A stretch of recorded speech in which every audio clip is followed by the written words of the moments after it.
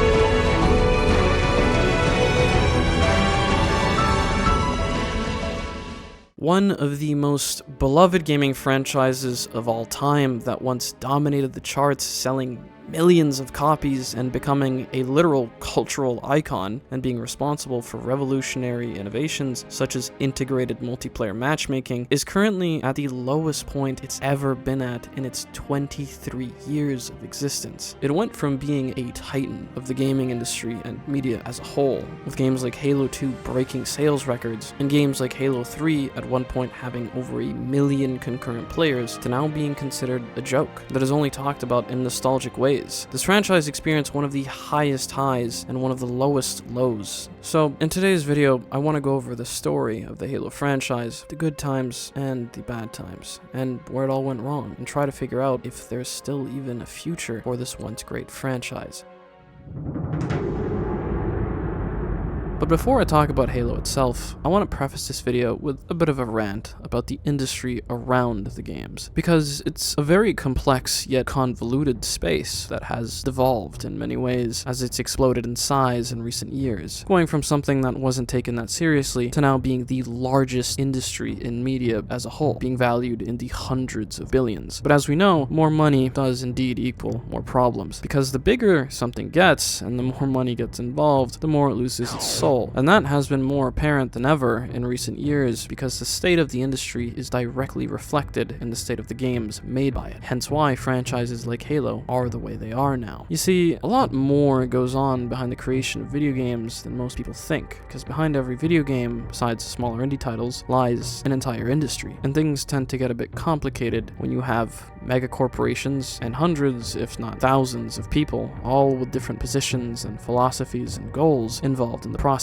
Not to mention, video games, for the most part, are creative products made for entertainment purposes, from the art to the writing to the concept of the video game itself. But in order to produce and sell games at a AAA level, you need funding, and you also need someone to publish the games. And this is where mega corporations start to get involved, such as Tencent, Sony, and in the case of this video, Microsoft. And the thing about mega corporations getting involved is they will always prefer a business and profit-focused approach over a creative and fun consumer-first approach, even if that approach would literally mean a better relationship with their consumers and the communities around their games, and better profits in the long run as a result. And because of this, we end up in a situation where social aspects of games are being dumbed down due to fear of offending people, and less creative risks are being taken in favor of whatever copy-paste formula seems most profitable to some out-of-touch venture capitalist that crawled out of some hole in the entertainment industry and slithered into some management position in the gaming industry the moment they heard how much money it can be made. And people, like what I just described, occupy a depressing amount of positions of power within the industry nowadays. And as if that wasn't bad enough, a large amount of the people occupying all of the other positions working on these games seem to prioritize pushing their values and dumping their unresolved personal issues into games in the form of virtue signaling and pushing their own dogshit opinions and perspectives narratives onto people who simply don't care and just want a product that is objectively good because they simply want to have fun and escape that very thing. Games should be an objective entertainment product that anyone from anywhere can enjoy, but they should never always be the most bland, soulless product with the sole goal of appealing to the largest possible audience or the most politically correct audience, like they've been doing in recent years. And as a result, a lot of amazing people who are passionate about making good games and have great ideas get told to basically go fuck themselves. This quite literally happened a lot within 343, and it really makes me think, how many good games would we have gotten by now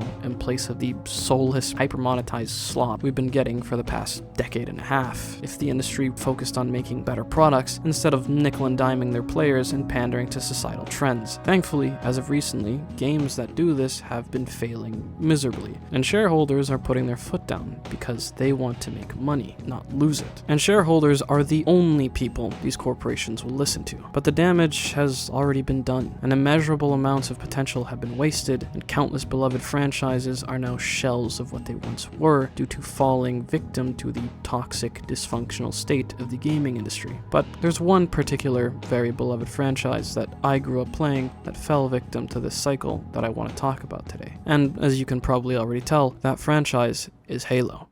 At this current point in time, Microsoft and 343 have had this franchise in their hands twice as long as Bungie did. And they've also made the same amount of Halo games, if not more if you count the remasters and stuff like MCC. And it's safe to say that enough time has passed, so I think now would be a good time to talk about Bungie's run of Halo in comparison to 343 and Microsoft's. So I want to talk about the golden age of Halo and give those games their flowers, but also talk about the games that make up the dark age that we're currently in, so that we can get a better understanding of what made this franchise so special and figure out what the newer games are missing and what exactly went wrong with this franchise and what caused it to go from one of the most popular and beloved pieces of media in existence to something that is hardly even mentioned or played anymore. The year is 2001. We got stuff like the iPod, shows and movies like Lord of the Rings and Harry Potter were coming out, and also a very tragic event happened. And we also got the release of the original Xbox, alongside the first ever Halo game called Halo Combat Evolved. And this marked the beginning of the golden age of the Halo franchise. And despite Combat Evolved's rocky development, and the fact that the game started off as an RTS and almost didn't even come out in the first place, and they had to basically rush to turn it into something worthy of being a launch title for the original Xbox, Bungie hit the ground running with this game, to say the least. Halo Combat Evolved quickly became a cultural icon, and it took the world by storm. People couldn't get enough of Halo, and it set a new industry standard. And Microsoft couldn't be happier with their acquisition of Bungie, because it helped them make their new product, the Xbox, the new hottest gaming console, because Halo was the game to play. And for developers in the industry, it was the game to beat, which says a lot about Bungie's ability to make trend-setting, innovative games people actually enjoy playing. But Halo Combat Evolved was, and still is, something truly special. Some might even consider it a timeless masterpiece. The campaign is an unforgettable experience, especially if you played split screen with some friends back then. But the story, the atmosphere, the gameplay loop, all comes together and creates something truly special, yet so simple and enjoyable at the same time. And this also applied to the multiplayer. Back then, the only way to play with other people was either to play split screen or through System Link. And because of rushed development, the multiplayer for this game was almost cut. But Bungie came through and delivered an absolute classic that is still fun till this day.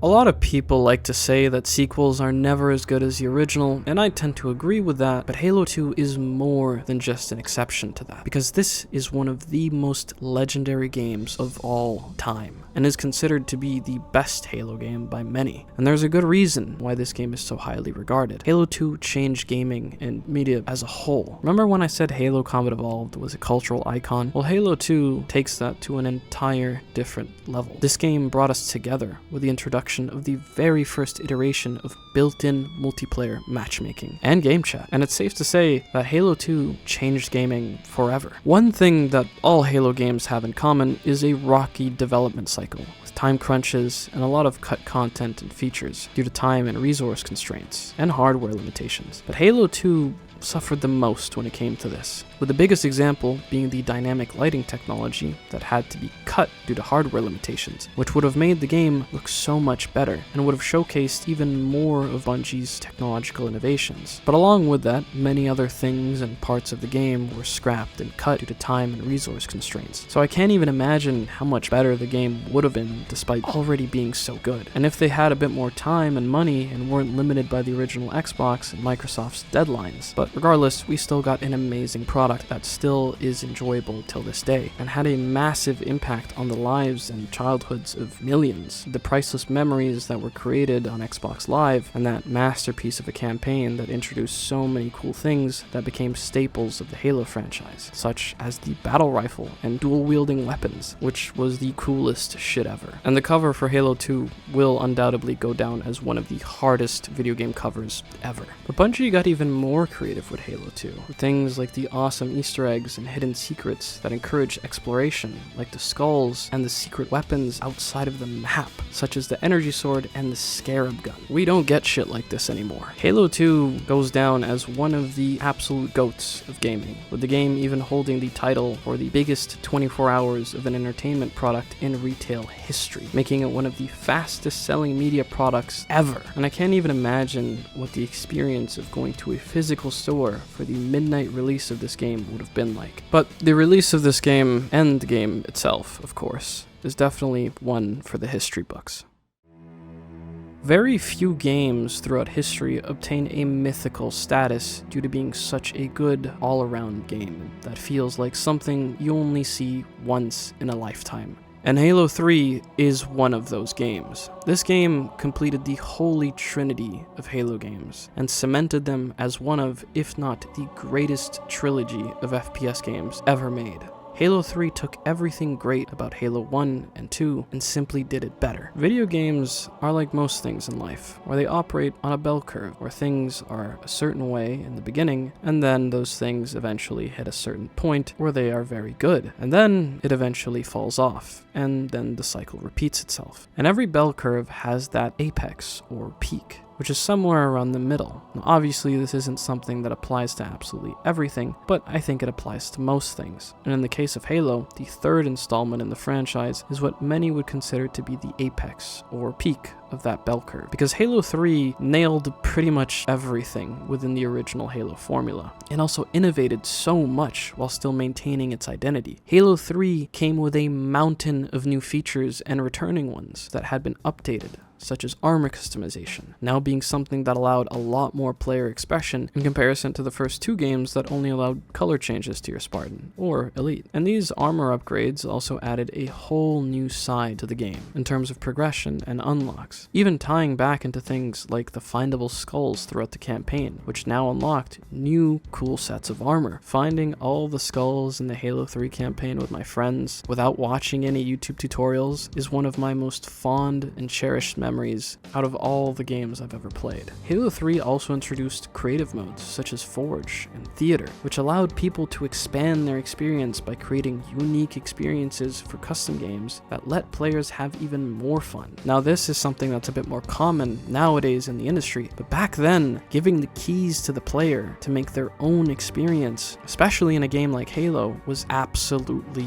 revolutionary. And on top of that, all of those fun experiences and moments could also now be saved and shared with the theater feature, something that is somehow broken in modern Halos, yet it was perfected almost 20 years ago. Also, side note, it is still so insane to me that Halo 3, that is almost 20 years old, is still a benchmark and is still better than anything that 343 has made in the past 15 years of Halo, with all the hundreds of millions of dollars they've spent and all the resources they get from Microsoft. Like, what the fuck, man? But both of these features would go on to become staples of the franchise, and other games from other franchises that realized how good these features were. Keep in mind, back then, Halo was the game to copy. Halo was the game to beat. Nowadays, it's nothing like that. But aside from features like these, the core of the game, such as the unforgettable campaign experience to the amazing multiplayer experience, had years of replay value, with it all being so much fun even till this day, which is something that I can confidently say for pretty much every single Halo made by Bungie back then. The same cannot be said for any of 343's Halos. And almost 20 years later, Halo 3 still holds strong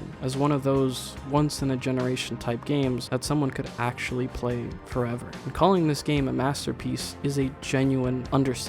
And I know, I've probably already said that word like 20 times by now, but these Halo games by Bungie are something that you only see once in a literal lifetime. And I honestly feel bad for anyone who didn't get to experience these games during their prime, because till this day, there still isn't much that can compare to it. Halo 3 ODST is a dark, gritty, atmospheric masterpiece. It's unlike anything else in the Halo franchise. This game changed things up by putting an emphasis on exploration in comparison to the normal, linear Halo campaign formula. And to many, including myself, and people that literally work at Bungie and made this game, it is arguably the best campaign experience out of all the Halo games. ODST is the best single player. ODST is beyond a shadow of a doubt the best Halo campaign in existence. And this game doesn't even have Master Chief in it, because you instead play as an ODST shock trooper. Also, fun fact, this game is a result of the agreement between Bungie and Microsoft to make a couple more games for them in exchange for their independence. And they somehow made this game within the span of a single year, which is not only really impressive, but also really funny when you realize that this campaign is miles better than anything 343 has ever produced and is likely to ever produce. And this game was made in a year. 343 has had years of development time and hundreds of millions of dollars from Microsoft. Granted, this game didn't come with a multiplayer because it was mainly focused on the story, but it also introduced a new game mode to the franchise.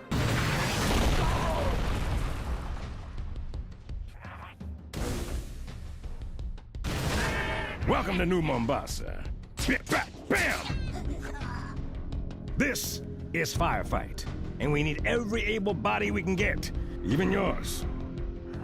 You boys can thank me later. Right now I got selling to do.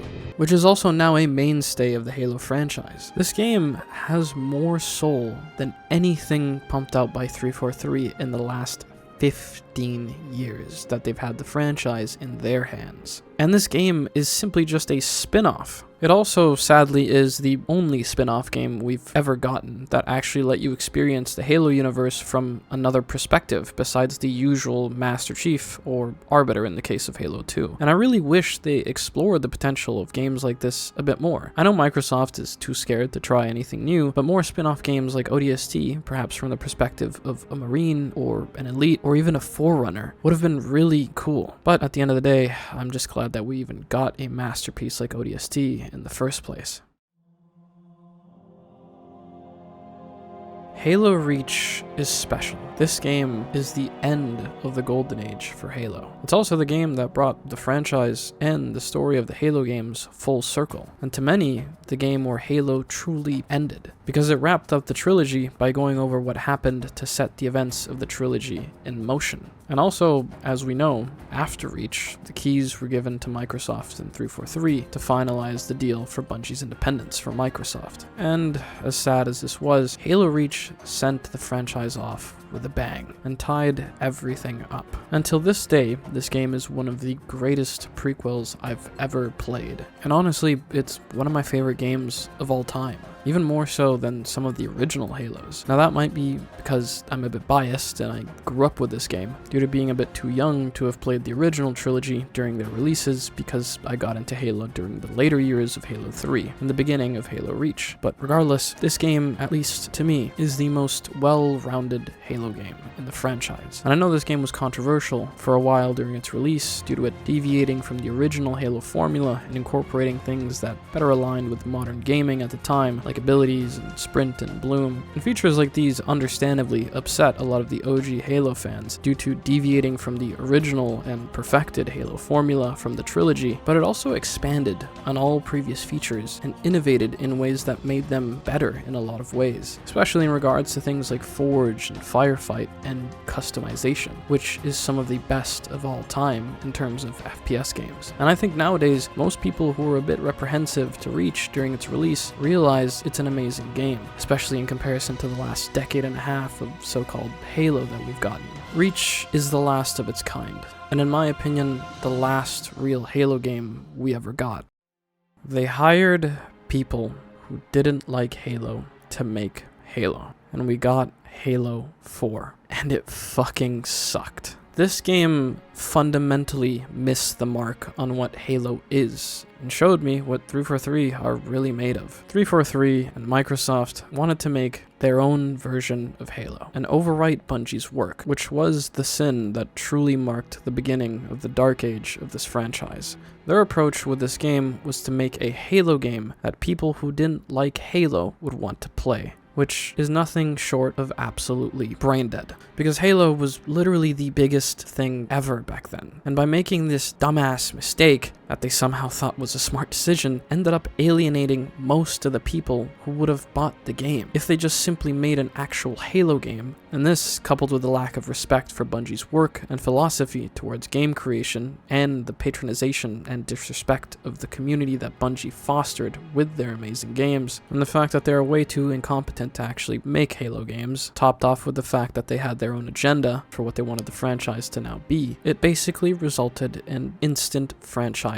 suicide. They created something so mid, I'd rather be strapped to a chair and forced to listen to KSI's new song until my ears bleed than be forced to play it for more than a week. Halo 4 is a game undeserving of the Halo name, and it showed me and most Halo fans that 343 was here to ruin Halo, and the golden age was actually over. So let's go through a list of all the little things that Halo 4 did wrong, shall we? The writing and story sucked and made no sense, and the reasoning behind the change in the story also made absolutely no sense, which didn't really help the already not so good core gameplay of the campaign. The art style, or lack thereof, made the game feel like soulless plastic dog shit compared to games that came out years before it that still have a timeless art style. They somehow ruined the simple yet perfected 30 seconds of fun combat loop that made Halo fun, and it was literally invented in Halo 1. The mechanics, which is something I really care about, felt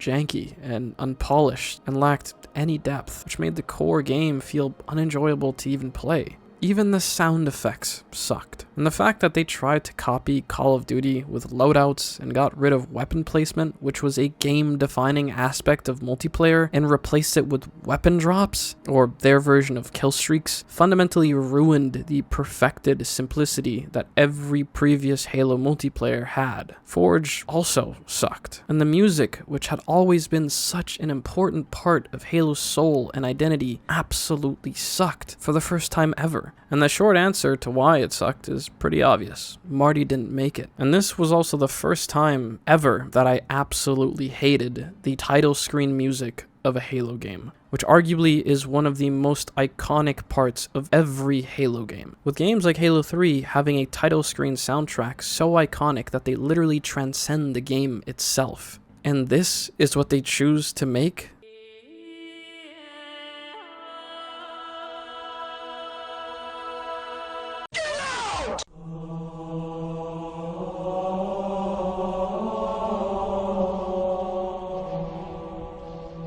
It's actually crazy how much it sucked. Like, how do we go from this to this? And all these things are not even half of what they fucked up with this game. They somehow created something that me and my friends did not want to play past launch week, even if it wasn't a Halo game. There's also literally like 2 missions in the entire campaign that are somewhat fun or decent. And as you can probably already guess, neither of those missions involve Prometheans. But it's honestly just sad, because until this point, I had loved every Halo campaign from start to finish. And I love playing through these campaigns with friends. I have so many core memories just sitting on the couch, playing split screen with some of my friends, messing around in the Halo campaign. And this game marked the very first time that I just did not enjoy a new Halo game. Which just made me sad, because it made me realize that the era of new Halo games that I would enjoy and look forward to playing with friends and making memories on was actually over. Now obviously, all good things eventually run their course and come to an end,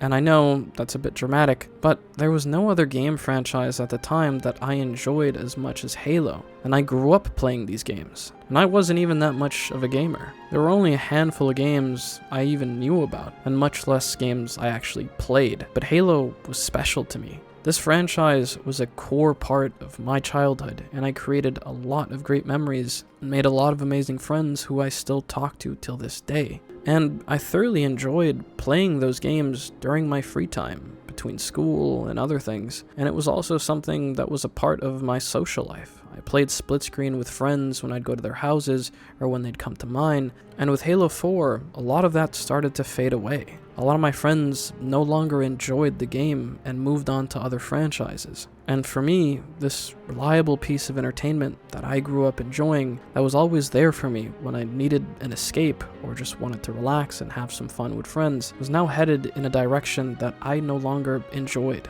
And obviously, the Bungie games are still there, and I still play them sometimes till this day. But when the franchise starts to head in a direction that simply isn't good anymore, everything else around it starts to decline. And the reasons that kept me or my friends coming back started to disappear. The fun and the magic that Halo games had was something that 343 simply couldn't recreate and didn't want to recreate, which sucks, but it is what it is at the end of the day. And I'm honestly just thankful for all the good years of the franchise that I got to experience before it got to this point. And in my opinion, even though there was so much more potential for the future of Halo, I think that Bungie wrapped it up pretty well, and in a way that gave me enough closure to move on from the franchise. And I think that's also why so many people like myself are able to look back on the days of Halo by Bungie so fondly, because they truly were something special.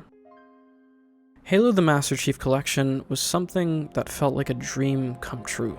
Something that honestly sounded too good to be true, and that actually got me excited for something to do with Halo for the first time in a long time, because I always wanted to be able to play my childhood favorites on PC, and honestly it would have been the greatest thing 343 and Microsoft ever did with the Halo franchise. That is, if it was playable for the first 3 to 4 years of its existence. I'll never forget when I made my friends buy this game even after they quit Halo, and we were actually so excited to play it together and relive a part of our childhoods, and potentially even continue to play it into the future now that it was on PC. But what actually ended up happening is we all refunded the game a few hours after installing it, after we realized that we literally could not play the game. And this shattered any remaining hope I had for Halo, and further reminded me of how much 343 and Microsoft fucking blow. I really don't know how or why they decided to ship something that was literally unplayable, but then again, what can you expect from morons like them?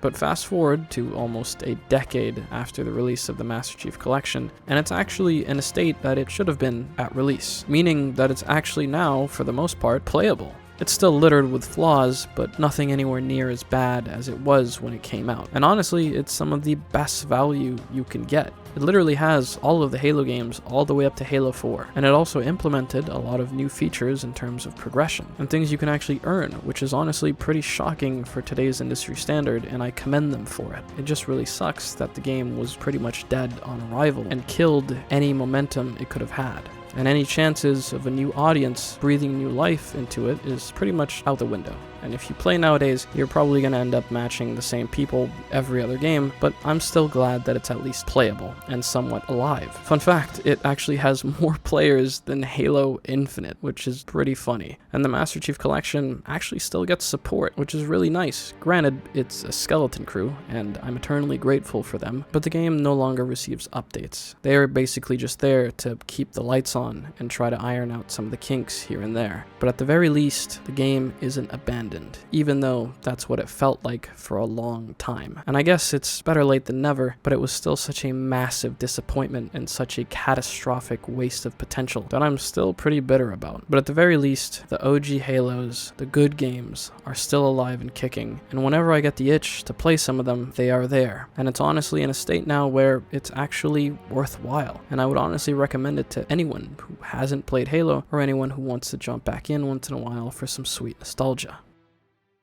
Halo 2 Remastered is mid. I'm gonna be honest, the only good thing about this game is the cutscenes. The updated cutscenes look like they took most of the budget for this game because they look so damn good. And I honestly recommend to anyone who hasn't seen them to just go watch a compilation of them, because that's some good shit. Probably the best thing 343 has done, if I'm being honest. And if I had to pick between watching the Halo 2 Remastered cutscenes or that dog shit show they made, I would pick the Halo 2 cutscenes every day of the week. Aside from that, the game does look good, and it's a decent remaster, but like everything 343 does, it just falls short. The release was plagued with issues, like every game launched by 343. The mechanics and overall game feel isn't great due to being built on the Halo 4 engine, and you already know how much I hate that game. They also altered and removed a lot of the things that made Halo 2 what it is, and I still prefer the original Halo 2 over this mediocre remaster that feels less like a faithful remaster and just a graphical update. And honestly, that really sucks, because Halo 2 is one of the greatest games of all time, and they had the chance to do something really special. But then again, what can you expect from 343?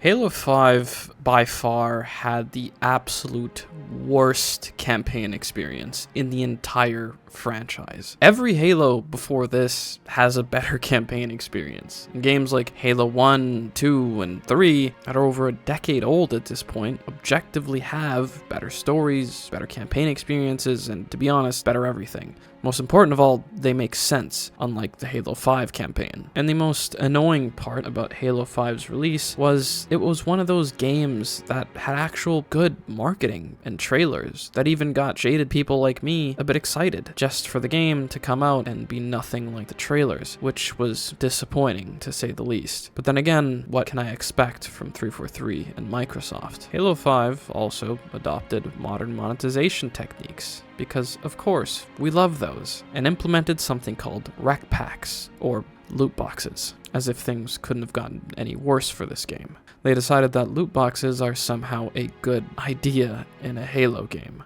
Oh, you're opening up a pack. Animating. Someone make sound effects. Mongoose, Needler, Ghost, Fuel Rod Cannon. Yes. All the details are I in. love it. That's fantastic.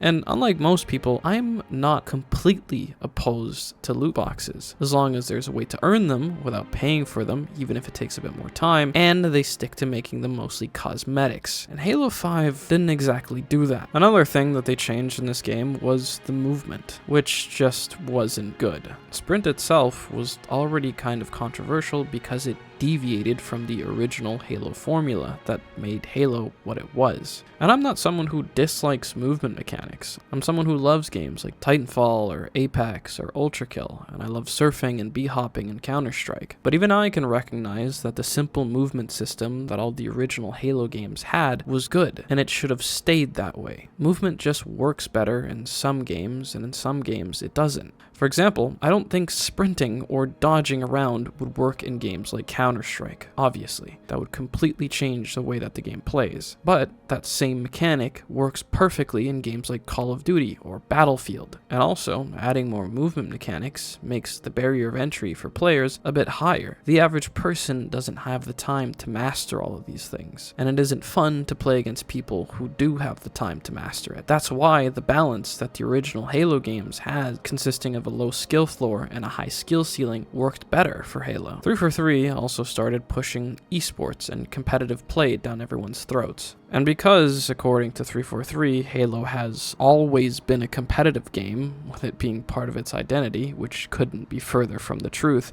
but Bungie devs literally said that Halo is a party game, and a game focused on fun, not esports. Halo can be competitive, and things like MLG along with Halo did pave the way for the early days of esports, and in a lot of ways, those MLG days are seen as some of the glory days of esports, but Bungie never pushed competitive play onto their player base because that's not what Halo was, and that's not what Halo is. And they understood that nobody normal enjoys a sweat fest because it's quite literally not fun, for most people at least. And only a very small percentage of people prefer that. Which is why Bungie's Halo games had a playlist for competitive, but were never focused on it. And the game wasn't created with it in mind, or at least with a focus on it like Halo 5 is. And tournaments were always more of a grassroots thing, with Bungie barely ever getting involved, because they knew that if you started catering towards esports, then the game would end up hyper-balanced towards competitive play instead of fun. But 343 obviously doesn't care that much about fun, so they made Halo 5 the way it is. And the thing is, even as a competitive game, it's not good.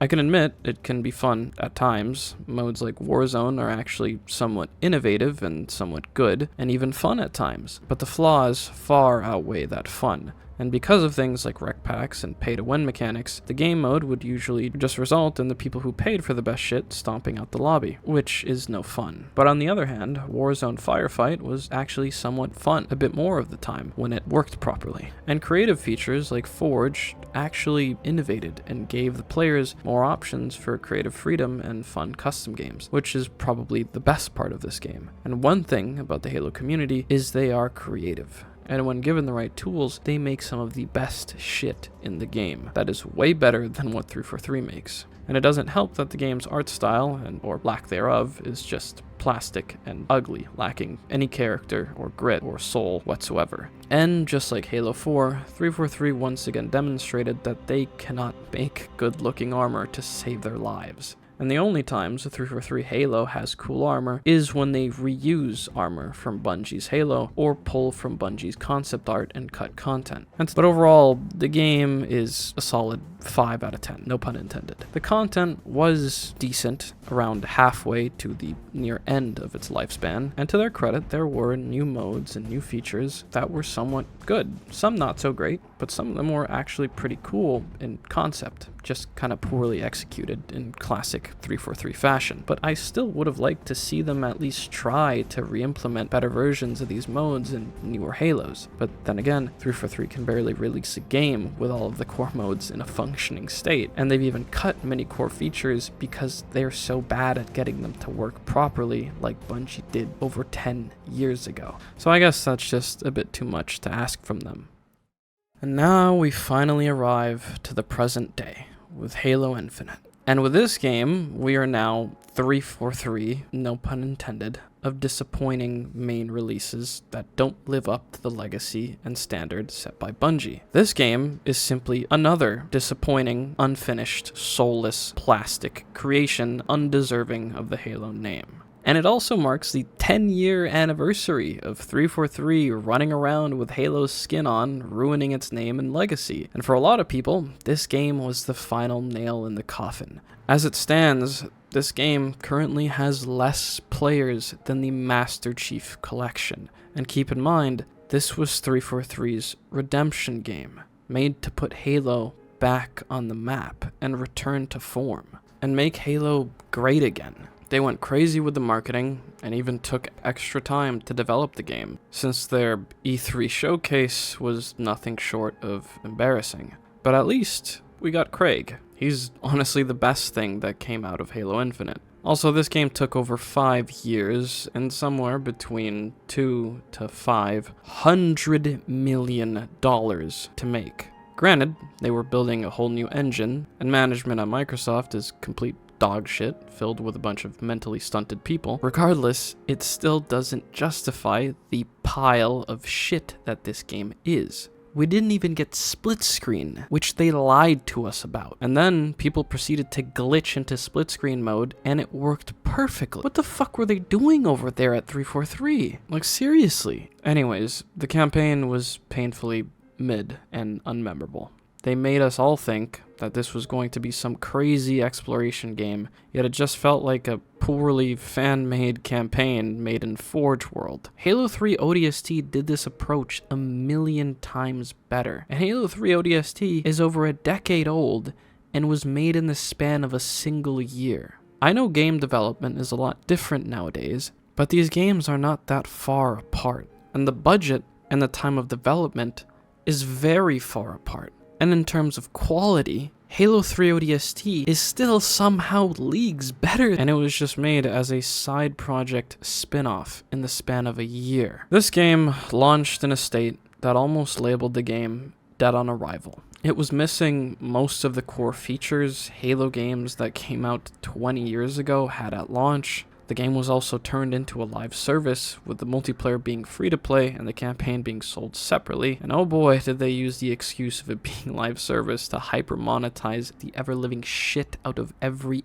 inch of this game in the most shameless and pathetic ways possible, with the excuse of the money that comes from the microtransactions going towards new content, which, as you can probably already guess, hasn't really happened. And this brings us to probably the worst part of this game, which is the customization system. Remember the feature from Halo 1 where you could, change the color of your Spartan? The most basic customization feature of all time? Well, if you want that in Halo Infinite, you either have to pay $20 for a fucking color, or you buy the Battle Pass and grind through that god-awful progression system for a color. And it doesn't even end there. Not only do you have to pay a brain-dead amount of money for things that were literally free in every previous Halo, but you now can only mix and match certain pieces of armor due to Halo Infinite's armor core system, which is single-handedly the dumbest shit ever, and the worst system around customization I've ever seen. And I know, from a lore standpoint, it somewhat makes sense, but nobody cares about that. From a player's enjoyability standpoint, and from a profitability standpoint, it is utterly brain dead. Oh, what's that? You paid the equivalent of a full AAA title for a couple pieces of armor that were free in previous Halos? And you grinded the Battle Pass for 90 plus hours for some shoulder pads you wanted? And you want to wear both of them at the same time because you like how they look and you like expressing yourself? Well, too fucking bad. Because the helmet you have only works on the Mark 7 armor core, and the shoulder pads you have are only compatible with a Yoroi armor core. So too fucking bad. Every time I think of the fact that a group of real people actually thought that this was a good idea, so much so that they decided to implement it into their flagship game, I just get reminded of that clip of Squidward putting his brain into the trash can and walking away. And I genuinely feel so sorry for the poor bastards who spend their hard-earned money on this dog shit system that shouldn't have existed in the first place. If anything, they would do themselves a massive favor if they simply just removed it from the game altogether and added back the normal system that worked perfectly, that let you mix and match whatever armor you wanted to wear. Anyways, I apologize for the rant on cosmetics, but I'm someone who grew up loving unlocking armor in games like Halo 3 and Halo Reach. It was one of my absolute favorite parts of the multiplayer aspect of the game, and I know I can't expect anything like that in the modern market, especially from a live service title,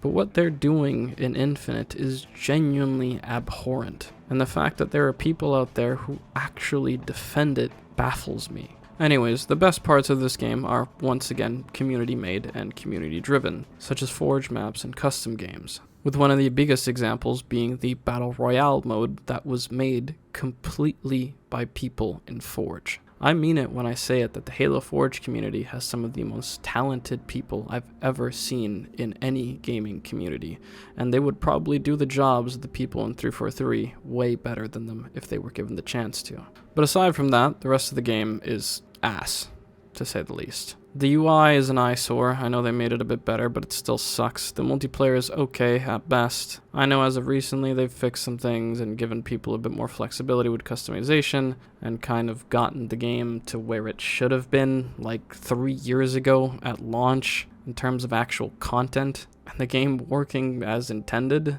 But as a whole, Halo Infinite is just yet another massive disappointment and another common L for Microsoft and 343, or Halo Studios as they call themselves now. By the way, I watched that little rebrand video they made as I was writing this, and I think it's hilarious. They call themselves Halo Studios now, and the whole gist of it is that they're making Halo on Unreal Engine, which just allows them to keep hiring contractors because they don't need people who are familiar with the game engine, which is literally the reason why we won't get a good Halo game, because you need an actual team, an actual family of people who are on the same page, all working together with the same goal to make a good Halo game. Having contractors and sub-studios all working separately isn't going to lead to a well-rounded, coherent, good Halo game. I hope I get proven wrong, but them moving away from working on their own engine and now using the platform of Unreal Engine isn't going to solve this problem of making shitty Halo games. A revolving door of contractors will never match up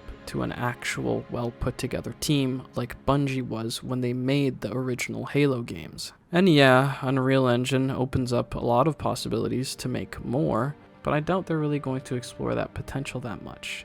Because at the end of the day, it's still Microsoft managing them, and it's still a good portion of old 343 in positions of power around Halo. And it's just hard for me to buy into this with their track record, because every game made by them, even in their quote-unquote completed state, years after release, still suck, because they have the fundamentals all wrong, and they still have that soulless, plastic Microsoft feel to them. I just don't get how they still somehow don't understand how to make a good Halo game. And it also doesn't help that one of their core messages with this rebrand was the fact that the games are going to be shinier and prettier now, because they're going to be focusing on Halo once again being a game that has cutting-edge graphics, as if anyone gives a fuck about that. That's not what's going to save Halo. I had a sliver of hope after hearing that they fired most of old 343 and 343 management and decided to rebuild, but then again I remembered Microsoft is still managing them. So there's basically absolutely no chance this shit is ever getting good again. They somehow think that better graphics, an Unreal Engine, and a remake of Halo 1 for the third time is the way to save this sunken ship. These people have actually learned absolutely nothing from the past decade of failure. It's almost sad. Nobody gives a flying fuck about shinier graphics. Yes, Bungie made Halo games that were cutting edge in terms of graphics and technology and gameplay, but that's Bungie. You aren't Bungie. You are not him. You can't do that. Just focus on the fundamental essence of what makes a good Halo game that is actually worth playing. And I know there has been, and still are, a lot of very talented and passionate, skilled people working on Halo with Microsoft and 343, but a majority of these people aren't that. And the management is also so brain-dead that even if we did have a team that was close to Bungie from 10 years ago, it just wouldn't really work because they don't operate the same. Microsoft have full control now. Even when 343 had good ideas for spin-offs or for what they should do in Halo games, it gets ruined because the management that has the final say from Microsoft are fucking brain dead when it comes to making actual fun games that people want to play, because that's not what they're focused on. They don't like fun. They don't like creativity. In fact, they're scared of anything with substance or personality because it might offend someone or it might not reach the broadest possible demographic. So obviously it's not just 343's fault. If anything, it is mostly the management's fault. But regardless, they collectively need to get their heads out of their asses because we just want a game that is Halo. But I don't think they even understand what that means, even though it isn't really hard to understand. The Halo formula is simple and was perfected before people like me were even born. And Bungie left them everything they could possibly need to continue in that direction. But somehow, they have been fucking it up for over a decade straight, so I want to remind them what makes a good Halo game. A Halo game is cool. It's fun to play. It has mechanics that feel good and are simple to understand, yet hard to master. It has soul. It has grit. It has substance. It isn't written like complete dog shit. And it has a world and atmosphere and story worth getting invested in. And it is so simple, yet so good, that the 100th time playing it feels just as good as the first time playing it. Oh, and it's also not released in an unplayable state.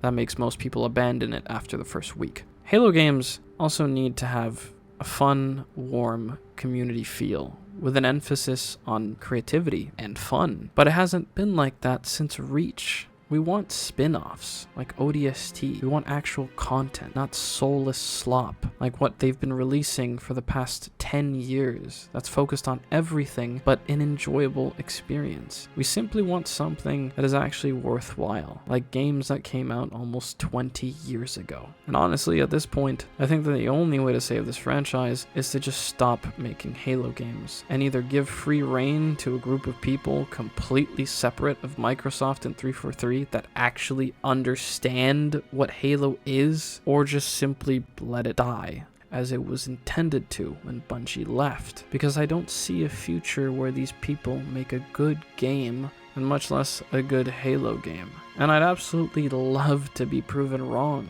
because I've wanted a new, fun Halo game since I was 12 years old, and that was basically a decade ago. I'm now pretty much Unk status, and we still haven't gotten a Halo game 10% as good as Halo 3 or Halo 2 or Halo Reach, and I still don't think we're gonna get one. But in terms of Halo's new direction and this whole rebrand and restructure and change of its engine, it's nice and all, and it should have happened years ago. So when it comes to this franchise actually being worthwhile again, I'll believe it when I see it. But until then, modern Halo is still dead to me. Anyways, in conclusion, make Halo great again, or just stop making it altogether. Thank you for watching.